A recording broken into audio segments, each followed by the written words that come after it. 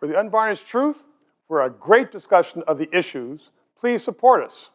PayPal, it's right there. We need the dough. John Wright has been a pollster in Canada for years and years. He's covered so many elections. He's had thousands of interviews. He joins me right now because we were talking about elections. We were talking about elections where people are angry and things can just switch in a campaign. We've had a lockdown throughout Canada, COVID.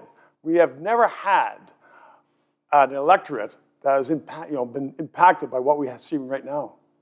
What's this going to do to the election coming up?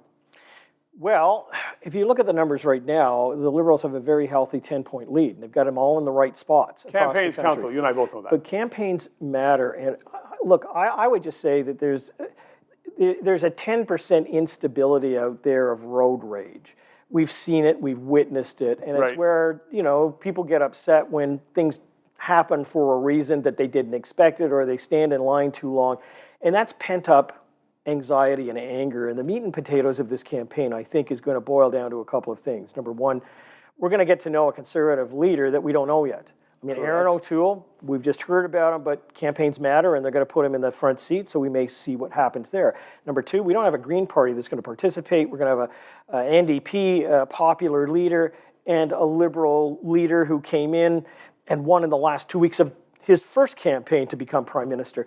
So there's a lot going on. The question I have is whether or not the playbook that you had in 2019, bolstered now by people feeling good that they've got double dosed and they can go out and go to a restaurant, is actually going to benefit the ruling Liberals to give them a majority, or whether or not during the campaign people decide to take a shot at something else. So I'm not so sure that the numbers hold as much as they are. They could, but I'm not so sure if you're running on the 2019 campaign playbook that it's not the 2021 playbook that's very, very different, and people really don't know what the lay of the land is. It's always been said that people don't thank governments for what they've done. In other words, they may not be saying, well, thank you very much, Trudeau, for giving us this money in the past and getting us through this and getting the vaccines late.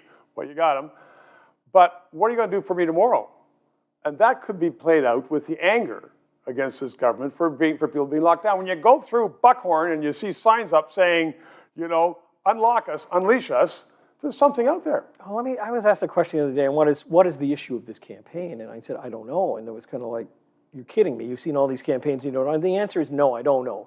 I don't know how businesses are going to absorb employees. I don't know how we're going to deal with COVID going forward. So why should I be predicting something that's in an election campaign that's about to get underway, and in 36 days, it's all supposed to make sense? I think there's a lot of things open for a backlash and for changes. So I think we should buckle our seatbelts and be ready.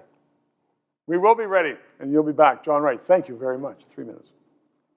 Our Prime Minister, Justin Trudeau, recently stood up in the House of Commons and prefaced his remarks by saying, and we will only work from the facts, quote, unquote, and then proceeded to lie by saying Britain was in a horrible, horrible third wave, trying to show, in fact, that Canada was not the worst in the world. Britain, though, had vaccines. Canada did not. And this was not reported in the mainstream Canadian media, the media paid for by Justin Trudeau.